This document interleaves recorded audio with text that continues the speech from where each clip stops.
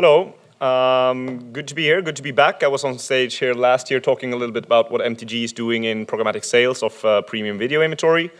Now I'm back to talk more about what we're doing on the product side of things and how those two components fit nicely together to build our digital business as a whole. But to start with, since corporate communications forced this slide in with a shoehorn, I need to tell you what MTG is. So if you're not familiar with the company, we are a multinational media company based in Stockholm, Sweden, but we do run pay TV business and free-to-air business across the world. We have one business area that is Nordic Entertainment, which is where I'm focusing and running the AVOD business, alongside our radio business and our SVOD business. But let's focus on AVOD for the next 15 minutes. So we consider ourselves a bit of a pioneer in our local markets. MTG has always been early to the party when it comes to digital development within AVOD. So we actually launched the first video on our website, 12 years ago almost. And the first AVOD service was launched back in 2008. So, I mean, those were early days as well, of course, but now this business is building into something very much more sustainable. This was sort of testing the grounds a little bit. That continued when we started venturing into esports in 2013, and now we have bought the biggest esports company in the world, which is ESL. So we're sort of expanding in that direction as well. 2015, last year, we launched programmatic sales of our online video inventory. I was here talking about that. Some of you may have had the pleasure of joining me. And this year, we're launching Viafree. But looking back for the last 8 years, this is the service that we have been running. It was actually not one service, it was 7 services across 3 markets, maintaining 9 linear TV channels, and very much built as a catch-up service for those channels. So it was built with the intention to support viewers who basically missed something on TV and want to watch it online as a catch-up later on. But we're moving away from that, and that's what I want to focus on today. So this is what we're doing now.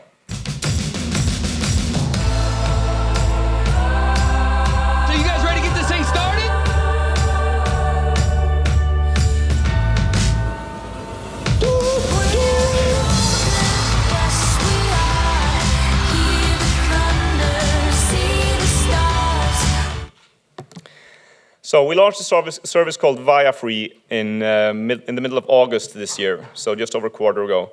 And what's important and what I want to highlight is that this is not a catch-up service. We don't see it in that way. But it's MTG's digital window to host all free ad-funded video content. So what we did with those 9 channels that I was talking about, which is our own channels, TV3, TV6, TV8, TV10, but also Viacom channels, Comedy Central, and MTV, and some other content. We're aggregating all that into one umbrella brand that we launched synchronized across the Nordics or across Scandinavia back in August. And this is now a service where you can watch more free VOD content than anywhere else with our competitors. So, for example, we have Dplay with Discovery in our local markets, and we have more than 3 times as much content available for free than they do. So that's good. And with this service, of course, flexibility is key. I mean, we spent a year, or we actually spent much more time, but over the last year, we have been focusing heavily on this product. So having it flexible is key. So, of course, being able to watch the content anywhere at any time is crucial. So it was absolutely necessary to go live with an iOS app, with an Android app, with both desktop web and mobile web support. We're also on Chromecast, and that is where we are so far. And with that development, we also wanted to make the service much more clearer and with a much more cleaner user experience and user interface. So that was also a key part in the development. And what's interesting to see is how that has resonated with the advertisers, because we see now, or we hear from our clients, that what we develop mainly as a feature or an improvement for the user, the advertisers are now coming to us and saying that, hey, we like this new product. It's so much more cleaner and clearer for the user, which makes it so much better for us as an advertiser. So the sales pitch is a lot better now. It's a lot easier to resonate with the buyers. But we built this product with 4 cornerstones in mind. So these are sort of the four pillars that we had in mind when we were developing the product. The main one being, of course, the user experience. So we rebuilt the entire content discovery engine. not only making it cleaner, but also supporting multiple kinds of viewing behavior. So coming from a world where this was a catch-up service, it is now supposed to support viewing behavior that is also, it might be binge viewing, it might be watching shorter clips, it might be watching old seasons of something that a new season has premiered on TV recently, and so on. So not only whatever I missed on TV last night at 8 o'clock. And then when it comes to ad tech and monetization, again, that's what I was focusing on last year in my presentation here. Programmatic is, it's sort of our flagship. It's a backbone of what we do nowadays. So that remains very important, but I'll get back to that in a second.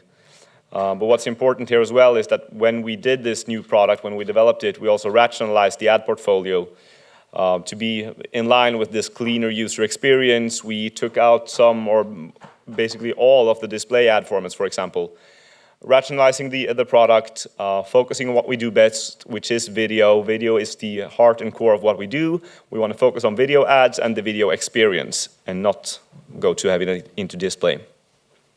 Personalizing the product is what we're focusing most on right now. A lot more to come there, but we do believe there's a great opportunity to both personalize the product as a service to the user, but tie that into what we can do with user data and how we can use that personalization to also optimize yield and make more money out of the product at the end of the day. And the content portfolio, I will also get back into that, but web-exclusive content and investing in things exclusively for this via free service is also becoming much, much, much more important than what it has been historically. Again, in line with being something more than just a catch-up service for the linear TV channels. So, but what's important to keep in mind is that at the end of the day, what is key here and what we are really trying to do is to create the best possible commercial inventory for our advertisers. So this is a bit more about how we are thinking, or how we were thinking when we set the plan for this. So taking one step back, when we look at the markets in Scandinavia, what's obvious now is that the market basically is flat if you look at the total of the TV market and the web TV market. So there's a shift going on where the PUT is declining quite severely, especially in Sweden and Denmark.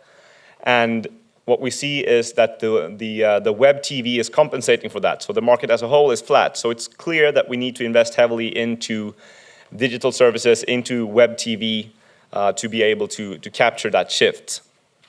So what we want to do with the brand when we move away from these legacy broadcast brands that had been our catch-up services earlier is trying to launch a more digital standalone brand and a standalone entertainment service for watching entertainment online. And that should support, of course, the content from our linear channels as well going forward, but that is only part of it. What's becoming much more important is the web-exclusive content that might be either commissioned own productions for Viafree, or it might be web-exclusive acquired content from the UK or from the US and so on. And those three are equally important now. And last but not least, we also see a shift in how people are consuming this service. Mobile usage is, depending on what content we have live at any given moment, somewhere between 50 and 60% of our total consumption. And that's, I mean, that correlates very clearly with the number of downloads that we have seen during the first quarter. So we reached 1 million downloads a little while back when we had been live for a quarter. And in a region of a total of 20 million population, that's a big milestone.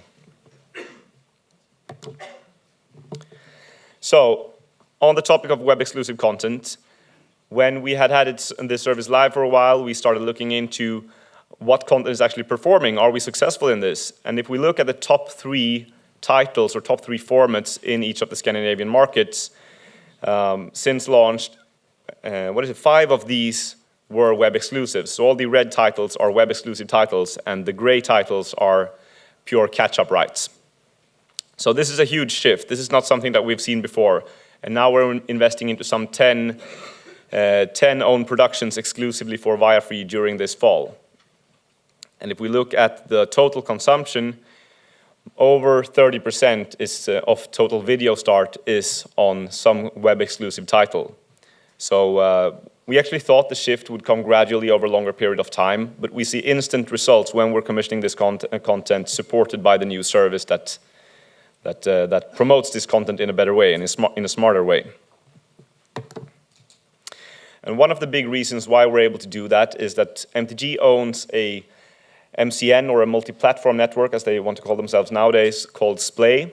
Splay is the biggest multi-platform network in the Nordics. And MTG bought this company a couple of years ago. And I mean, core of what they do is, of course, influencer marketing. And these talents, these influencers, they have such a huge traction among their fans. So when we produce content with these talent as lead characters, it resonates extremely well with that audience, and we see them moving from one platform to another in a split second. Actually, so much to that point at one point, so it actually crashed our servers, because we had never seen such a peak in traffic as when a couple of these talents started twittering and Instagramming about this new show that we were putting up. That spike was bigger than any linear premiere that we have ever put up on the sites. So when it comes to monetization, we keep investing heavily into having the best possible programmatic offer out there. Now, as opposed to last year when I was talking about this more in the blind, we are actually able to compare ourselves with competitors, at least in the Swedish market, which is transparent in the online video ecosystem. And we see that we are actually far ahead of our competitors when it comes to the number or the volume of ad impressions monetized programmatically.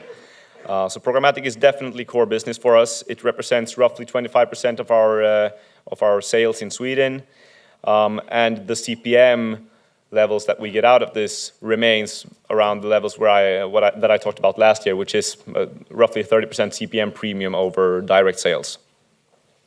So it is already key, and we want to scale that even further. So what I want to leave you with here is that broadcaster AVOD is definitely not only about catch-up content. It is, in my perspective, the new TV. And even in small markets like the Scandinavian ones, it is big enough now to support and finance its own commissioned content. Programmatic is definitely not the future. I hope I never hear that again, but it's already core business, and it's a big part of what we do. And last but not least, how should I phrase this? The big thing that we want to achieve here, and the most important thing with this Viafree service that we have now launched, is that we want to sort of develop the optimal canvas for advertisers to paint their commercial message on. So I think it's crucial to have an extremely well-developed, well-built AVOD product to be able to monetize that as efficient as possible. And last but not least, I'll leave this hanging behind you, John, but when we launched this, Pokemon Go was all the hype, and this is the top charts when we had been live for a week. Very happy about that. We have a question or two. Thank you very much, Alexander. I'd just like to point out that when you showed that graph of MTG being a digital, very much a digital brand, and TV4 being a legacy brand, Nicholas from TV4 started crying. I think that was pretty mean. I think you owe him a drink later. But can I ask, has anybody in the audience got a question? We've got a question here. Can we get a microphone to this lady just here? Can you say who you are and which company you're from? I'm from a pay TV platform operator in South Africa. What I wanted to ask you, Alexander, is that when you say that programmatic is now daily life for your business, during that changeover for when programmatic became that, did you need less resources or more within your business? Definitely more, especially to start with. I think the shift where programmatic equals efficiency, that is yet to come. I think, in my perspective, both on the publisher side and the buyer side, at least from what I hear with the agencies. So efficiency is not really, that's not the driving factor, at least so far. For us, it's rather the yield and CPM premium that we get out of it. Can I just ask another question whilst we're on it?